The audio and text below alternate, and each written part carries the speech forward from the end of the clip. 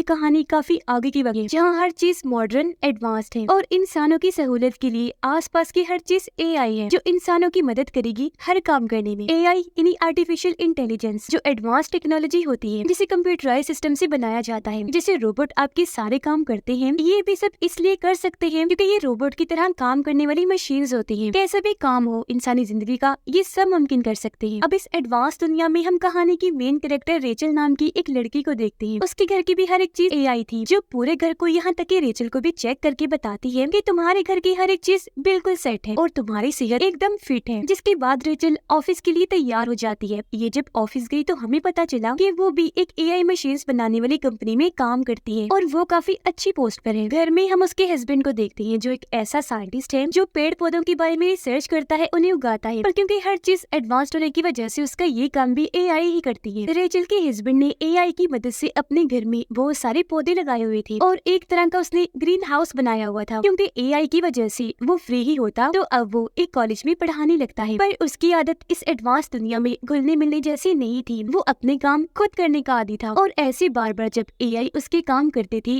तो उसे अच्छा नहीं लगता था। अब रेचल जब दूसरे ऑफिस थी तो वहाँ मीटिंग हो रही थी। यहाँ रेचल सबको बताती है कि मेरी टीम ने एक और एआई बनाया है जो बिल्कुल आंख जैसा है। ये इंसान से सोचने की सलाहियत और फैसले कैसे लेते हैं ये सीख रहा है, क्योंकि आगे चल के ये इंसान के लिए असिस्टेंट या कहीं के एडवाइजर के तौर पर काम करेगा जो इंसान को अच्छी बुरी चीज में मशवरे दिया करेगा। ये सुनकर एक वर्कर को हैरानी हुई। वो कहती है कि ये तो सारे इंसानों के करने के काम है। अगर ऐसे इंसानों की जगह एआई ये काम करती रही तो ऐसे तो ये इंसानों की जगह इस तरह ले लेंगे कि फिर इंसानों की नौकरी भी यही किया करेंगे और इंसान तो बिल्कुल फ्री ही हो जाएंगे। फिर हम क्या करेंगे, बेरोजगारी बढ़ जाएगी। तब ये सुनकर उनके सीनियर कहती है कि ऐसा कुछ नहीं होगा, ये हमारी जगह लेने के लिए नहीं बल्कि हमारी मदद करने के लिए बनाए गए हैं। इंसान जहाँ है वो वहाँ ही रहेंगे। खैर मीटिंग खत्म होने के बाद रेचल जब अपने ऑफिस जा रही थी तो उसकी बॉस उसे बुला लेती है और कहती है कि तुम पिछले 2 सालों से काफी अच्छा काम कर रही हो और अब हम तुम्हारी प्रमोशन करने का सोच रहे हैं, यानी तुम्हारी पोस्ट पर और तरक्की देने का। लेकिन वो देने से पहले हम तुम्हारी फैमिली के बारे में जानना चाहते हैं कि तुम्हारा भी फैसला अपनी फैमिली को बढ़ाने का तो नहीं, यानी बच्चा पैदा करने का। जो सुनकर रेचल को काफी हैरत हुई कि मेरी प्रमोशन का भला बच्चे पैदा होने से क्या ताल्लुक। पर वो ये कहकर मना कर देती है कि नहीं, अभी इस बारे में हमने सोचा नहीं। जिस पर उसकी बॉस कहती है कि मैंने ऐसा इसलिए पूछा क्योंकि हमारी कंपनी को तुम्हारी वजह से काफी फायदा हो रहा है, तुम काफी अच्छा काम कर रही हो। तो मैं नहीं चाहती कि जब तुम बच्चा पैदा करने का सोचो तो तुम्हें छुट्टियां लेनी पड़ जाए। काम पर तुम्हारा रेगुलर होना जरूरी है। पर अगर तुम बच्चा पैदा करना चाहती हो तो हमारे पास इसका दूसरा हल है। जो कहकर वो उसे आर्टिफिशियल वूम सेंटर का नंबर देती है जहाँ पर मसनूई तरीके से बच्चे पैदा किए जाते हैं। यानी जैसे माँ के पेट में 9 महीने तक बच्चा पलता रहता है उसी तरह आर्टिफिशियल वूम में बच्चा पलता है और ये बिल्कुल माँ और बच्चे पैदा होने की प्रोसेस जैसा ही होता है। अब जब रेचल उस सेंटर में गई तो वो सब कुछ देखकर और जानकर काफी खुश हो जाती है, क्योंकि अब उसका भी दिल माँ बनने का कर रहा था। इसलिए वो यहाँ अपना नाम भी लिखवा देती है, क्योंकि जो आर्टिफिशियल वूम बनाई जाती है वो हर वक्त नहीं होती बल्कि फैमिलीज के कहने पर अरेंज करवाई जाती है। अब अगले ही दिन रेचल के पास सेंटर से कॉल आ जाती है और उसे बताया जाता है कि आपके लिए आर्टिफिशियल वूम का इंतजाम हो गया है। जो सुनकर वो काफी खुश हो गई थी क्योंकि अब वो भी एक बच्चा हासिल कर लेगी। उधर रेचल का हस्बैंड जब कॉलेज में था तो वो बच्चों को एक पेड़ से फल तोड़कर देता है ताकि वो खा ले, पर कोई भी उसे नहीं खाता इस वजह से क्योंकि वो नेचुरल कुदरती तौर पर पेड़ से उगा था, न कि एआई की वजह से। जिससे यहाँ हमें समझ लगी कि ये लोग एआई में इतना खो गए हैं कि नेचर कुदरत को जैसे भूल ही गए हैं। अब रेचल आर्टिफिशियल बच्चे पैदा करने की खबर अपनी दोस्त को भी देती है, जो सुनकर वो काफी खुश हो गई और पार्टी रखने का फैसला करती है। जिस पर रेचल कहती है मगर ये बात मैंने अभी तक अपने हस्बैंड को नहीं बताई, क्योंकि वो इस एडवांस दौर में भी नेचुरल तरीके से चीजों को हासिल करने पर यकीन करते हैं। इस तरह चीजें हासिल करना उन्हें पसंद नहीं है क्योंकि उनका कुदरत पर बहुत यकीन है। अभी सोच में वो पड़ी ही थी लेकिन फिर अपने डॉक्टर के पास जाने का सोचती है, जो भी और कोई नहीं बल्कि एक एआई डॉक्टर था जो किसी बड़ी सी आंख जैसा लग रहा था। रेचल उसे कहती है कि मैं आर्टिफिशियल वूम से बच्चा कैसे पैदा करूं, क्योंकि मेरे हस्बैंड कुदरती तरीके से ये सब चाहते हैं, यानी मैं खुद माँ बनूं और बच्चा पैदा करूं। जिस पर एआई डॉक्टर कहता है कि तुम अपने हस्बैंड को समझाओ, क्योंकि इस दौर में नेचुरल जैसी कोई चीज नहीं रह गई। तुम्हें इस बात से फर्क नहीं पड़ना चाहिए कि बच्चा कैसे पैदा हो रहा है, बस इस बात की खुशी मनाओ कि तुम लोग माँ बाप बनने वाले हो। जिसके बाद अब रेचल सब कुछ अपने हस्बैंड को बताने का सोचती है। शाम को जब वो घर आई तो बात करने उसके पास गई, लेकिन देखती है कि अभी मेरा हस्बैंड काफी परेशान है। वो रेचल को भी अपनी परेशानी बताता है कि आज बच्चों ने पेड़ का फ्रूट नहीं खाया, पता नहीं कैसा दौर आ गया है, लोग नेचर से दूर ही हो गए हैं। अब ये सुनकर रेचल अपना मन बदल लेती है और फिलहाल उसे कुछ भी नहीं बताती। अगले दिन फिर वो वूम सेंटर गई, जहाँ पर और भी कई सारी औरतें आई हुई थी। तभी यहाँ वोम सेंटर की हेड लिंडा आई, जो सबको बताती है कि हमने ये सेंटर इसलिए खोला क्योंकि इस दौर में बच्चे बहुत ही कम पैदा हो रहे थे, पर ये तरीका निकाल कर हम औरतों की मदद करना चाहते हैं ताकि बच्चा पैदा होने में कोई मसला ना हो। जो कहने के बाद वो सबको एक पॉड कैप्सूल दिखाती है जो काफी बड़े अंडे जैसा लग रहा था, जिसके अंदर ही बच्चा रहेगा और 9 महीने तक ग्रो करेगा, यानी उसके अंदर ही फल फूल कर बड़ा होगा। और जब बच्चा पैदा होने का वक्त आता है तो ये पॉड कैप्सूल उसके माँ बाप को दे दिया जाता है, जिसके बाद वो ये भी कहती है कि आप बच्चे से कोई बात करके, कोई गाना सुनाकर उसे कनेक्ट करने जुड़ने की भी कोशिश कर सकते हैं। इसके अलावा ये भी कि बच्चे को खाना कैसे खिलाते हैं, और क्योंकि ये बच्चे के माँ बाप हैं तो पॉड कैप्सूल ये घर ले जा सकते हैं। क्योंकि ये सब इन्हें बताने का मकसद ये था कि ये पूरा प्रोसेस असली जैसा ही है, तो घबराने की जरूरत नहीं है। अब लिंडा रेचल को कहती है कि अगर तुम ये प्रोसीजर शुरू करवाना चाहती हो तो पहले इसकी फीस भरनी होगी, जिस पर वो कहती है कि अभी इसके लिए मुझे टाइम चाहिए ताकि मैं अपने हस्बैंड से बात कर लूं। जिसके बाद वो पूरा ज़हन बना लेती है और आखिर घर आकर सारी बात अपने हस्बैंड को बता देती है कि मुझे आर्टिफिशियल वूम की मदद से बच्चा चाहिए, क्योंकि मुझे अपने करियर पर ध्यान देना है, तो नेचुरल तरीके से मैं बच्चा पैदा नहीं कर सकती। अब ये सुनकर उसके हस्बैंड को काफी बुरा लगा, क्योंकि एक तो वो इस तरीके के खिलाफ था और दूसरा कि रेचल ने अकेले ये फैसला ले लिया था। इस पर वो कहती है कि मेरी मजबूरी है, क्योंकि ये चीज मेरी प्रमोशन से जुड़ी हुई है। और अब इस बात को लेकर उनकी बहस होने लगी, लेकिन फिर रेचल अपना गुस्सा कंट्रोल करके उससे माफी मांगती है और ये भी कहती है कि हमें पहले मेरी एक दोस्त से मिल लेना चाहिए, क्योंकि उसने भी आर्टिफिशियल तरीके से ही बच्चा पैदा किया है। अगर उसके लिए सब ठीक रहा होगा तो हम भी ये कर लेंगे। जिसके लिए उसका हस्बैंड मान गया और अगले ही दिन ये रेचल की दोस्त के घर आ जाते हैं, जहाँ उसकी दोस्त का हस्बैंड उन्हें हंसी मजाक में ये समझाने लगता है कि तुम आर्टिफिशियल वूम में बच्चे को कैसे उठाकर अपने साथ कहीं भी ले जा सकते हो। जो देखकर रेचल के हस्बैंड को काफी अजीब लगा। फिर वो घर आकर रेचल से कहता है कि मैं ये फैसला इतनी जल्दबाजी प्रेशर में नहीं ले सकता, आखिर बच्चे का मामला है। जिस पर रेचल कहती है कि ऐसा करो, तुम मेरे एआई डॉक्टर से बात कर लो, वो भी तुम्हें ठीक ही बताएगा। अब उसके कहने पर रेचल का हस्बैंड एआई डॉक्टर से बात करता है, पर वहाँ भी उसकी बहस हो गई, इसीलिए बात बीच में ही छोड़कर वो वहाँ से बाहर निकल आता है। रात को खाने के वक्त भी ये एडवांस जिंदगी से इंसानों पर पड़ने वाली असरात के बारे में बात करते हैं कि एआई की वजह से इंसान अब खुद से कोई काम नहीं करते, ऐसे तो वो आलसी बन जाएंगे। पर रात को ही रेचल के हस्बैंड को एहसास हो गया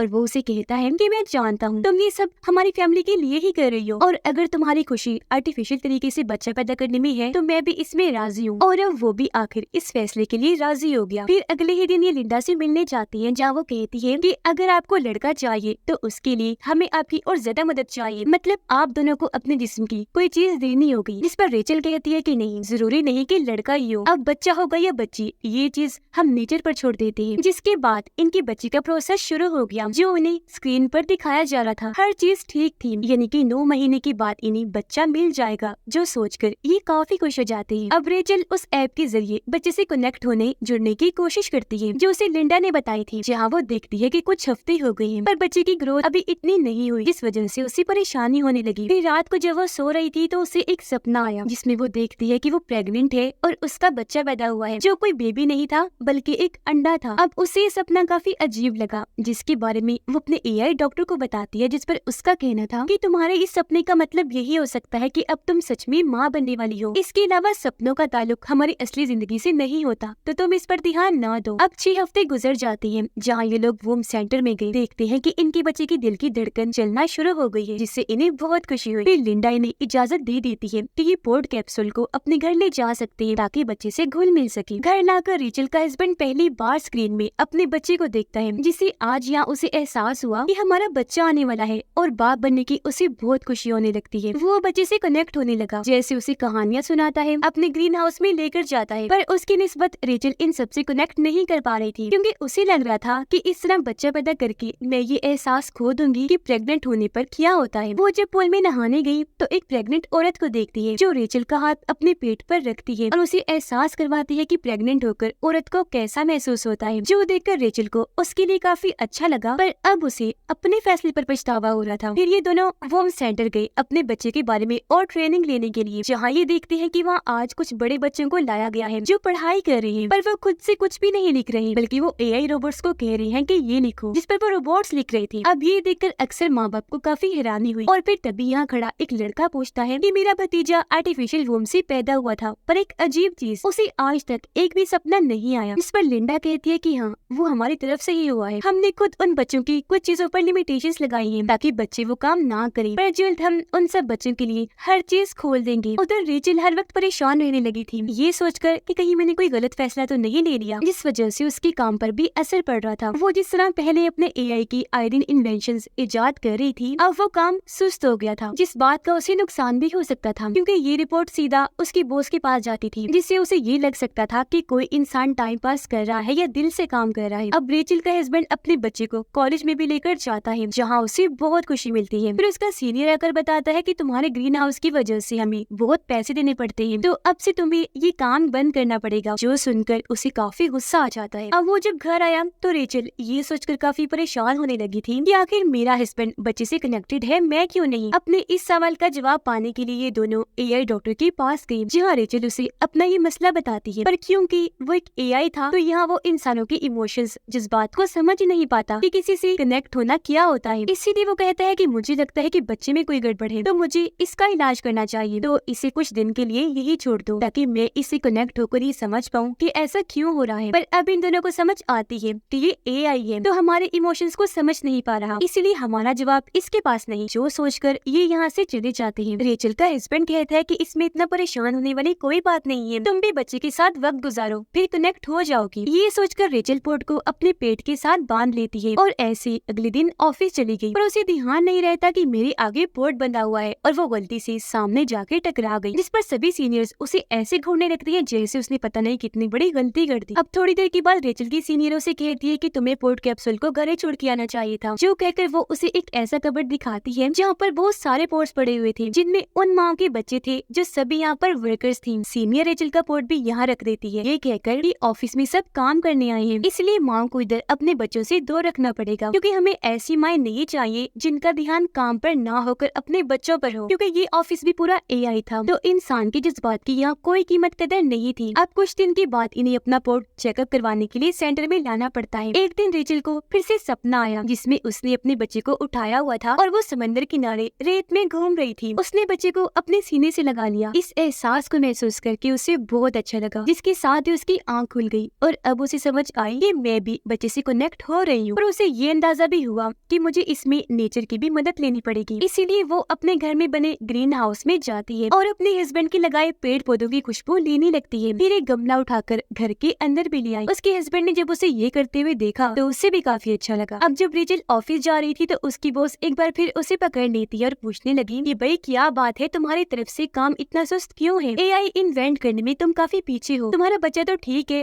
कहीं उसकी परेशानी तो नहीं? जो सुनकर रेचल को काफी अजीब लगा। वो समझ जाती है कि मैं चाहे जो मर्जी कर लूँ यहाँ, लेकिन मेरी बॉस कभी खुश नहीं होगी, क्योंकि इन्हें इंसानों के रूप में ऐसे रोबोट चाहिए जो अपने इमोशंस को साइड पे रख के हर वक्त काम करते रहे। अब देखते ही देखते इनका बच्चा 8 महीने का हो जाता है। ये काफी खुश थी। उसके साथ और वक्त गुजारने के लिए ये पोर्ट को घर ले जाने के लिए कहती है, पर लिंडा इन्हें ये कहकर मना कर देती है कि सॉरी, ऐसा मुमकिन नहीं है, क्योंकि इस स्टेज के बाद हम बच्चे के दिमाग और जिस्म की ट्रेनिंग करते हैं। असल में हम यहाँ एक रिसर्च भी करते हैं, जिसके लिए बच्चों के दिमाग से डेटा लिया जाता है जो हमारे रिसर्च में काम आएगा। जो सुनकर रेचल काफी चौंक गई रहती है, मगर मैंने ऐसी किसी ट्रेनिंग के लिए हामी नहीं भरी थी। मेरी इजाजत के बगैर हमारे बच्चे के साथ आप ऐसा कैसे कर सकती हैं? इस पर लिंडा हंसते हुए कहती है कि ये सब आपकी कॉन्ट्रैक्ट समझौते में था, आपने उस पर साइन किए थे, जिस पर साफ लिखा था कि हम यहाँ पर रिसर्च भी करते हैं और अब आपको बच्चा ले जाने के लिए नहीं दिया जाएगा, क्योंकि हम बच्चे की डिलीवरी कुछ दिन पहले ही कर देते हैं। यानी बच्चा पैदा करके उसे पोर्ट से निकाल लिया जाएगा, क्योंकि हमारे पास यहाँ एक लंबी लिस्ट है जिन और औरतों ने अपने बच्चे पैदा करवानी है जिनके लिए हमें पोर्ट्स चाहिए, तो इसीलिए अब ना चाहते हुए भी उन्हें ये बात माननी पड़ी। और अब वक्त के साथ साथ रेचल को समझ आने लगती है कि ये सब कुछ ट्रैप जाल की तरह था, हमें फंसाने के लिए प्रमोशन के नाम पर आर्टिफिशियल तरीके से बच्चा पैदा करवाने का कहा गया, क्योंकि इस तरह वो लोग अपनी रिसर्च भी कर सकेंगे और हमारी कंपनी को गवर्नमेंट और बाकी बड़े इदारों से पैसे भी मिलेंगे। अब घर आकर दोनों ही काफी उदास थे, लेकिन उसका हस्बैंड रुकने वाला नहीं था। वो वापस सेंटर में आकर अपने बच्चे वाला पोर्ट चोरी छुपे उठा लेता है और सबकी नजरों से बचते हुए उसे घर ले आता है। और अब अपने बच्चे को वापस पाकर ये दोनों ही काफी खुश हो जाते हैं। पर इस रात रेचल को दोबारा सपना आया जिसमें उसका बच्चा पैदा हो गया है और अब वो एक मॉल में अपने बच्चे के लिए शॉपिंग कर रही है। अब नींद से उठने के बाद वो अपने हस्बैंड को कहती है कि मैं भी तुम्हारे साथ इत्तेफाक करती हूँ, मैं भी अपने बच्चे को इस दुनिया में बड़ा नहीं करना चाहती, बल्कि नेचुरल तरीके से नेचर में बड़ा करना चाहती हूँ, जैसा तुम भी चाहती हो। इसीलिए फैसला करती है कि यहाँ शहर से दूर जो गाँव में हमारा घर है, हम वहाँ चले जाएंगे जहाँ सब कुछ नेचुरल है अभी तक। पर इससे पहले उसका हस्बैंड आखिरी बार लिंडा से बात करने जाता है। कहने लगा कि आप हमसे और ज्यादा पैसे ले ले ली, लेकिन बच्चा 9 महीने के बाद ही पैदा होना चाहिए, जिस पर वो मना कर देती है। इसलिए अभी लोग गाँव वाले घर में ही जाने को सही समझते हैं और अगले ही दिन सफर पर निकल जाते हैं। इनका सफर काफी लंबा था, इन्होंने खूब इंजॉय किया, जिसके बाद ये अपने गाँव वाले घर में पहुँच जाते हैं। कुछ दिन इन्होंने यहाँ गुजारे और अब 9 महीने हो जाते हैं। एक दिन पोर्ट में ये देखती है कि बच्चा ऊपर नीचे हो रहा है, जिससे ये काफी खुश हो गई, क्योंकि अब कभी भी बच्चा पैदा हो सकता था। पर इसी रात अचानक ही पोर्ट का सिस्टम बंद हो जाता है, जिससे रेचल काफी घबरा गई। तब उसका हस्बैंड तसल्ली देता है कि परेशान ना हो, ये पोर्ट 2 दिन तक बिना एनर्जी के भी रह सकता है, बेबी खुद ही कभी भी पैदा हो सकता है। फिर अगले दिन रात को जब ये सो रही थी तो पोर्ट में से अचानक आवाजें आने लगी, यानी कि डिलीवरी का वक्त आ गया था, जहाँ बच्चा पैदा होकर पोर्ट से बाहर आ जाएगा। पर इसके लिए इन्हें कोड डालना था, जो इन्हें याद ही नहीं था। ये परेशान हो गई, पर उसका हस्बैंड दिमाग लगाता है। वो बड़े ध्यान से पोर्ट के ऊपर वाला हिस्सा तोड़कर आखिरकार बच्चे को बाहर निकाल ही लेता है, जिसे देखकर ये दोनों बहुत खुश हो जाते हैं, क्योंकि उनका बच्चा सही सलामत पैदा हो गया था। ये सीन काफी इमोशनल था, इनकी आंखों में आंसू थे, क्योंकि आज आखिरकार वो माँ बाप बन ही गए थे और उनका लड़का हुआ था। और अभी वैसे अपनी जिंदगी गुजारने लगती है जैसी एडवांस दुनिया से पहले थी, यानी बगैर किसी मशीन की। कुछ दिन के बाद रेचल उस पोर्ट को बॉक्स में बंद करके सेंटर में भिजवा देती है और अब ये फैमिली क्योंकि पूरी हो गई थी तो हंसी खुशी अपनी जिंदगी गुजारने लगते हैं, नेचर की खूबसूरती में, एडवांस टेक्नोलॉजी के माहौल से दूर। और इसी के साथ इस फिल्म की कहानी यहीं पर खत्म हो जाती है।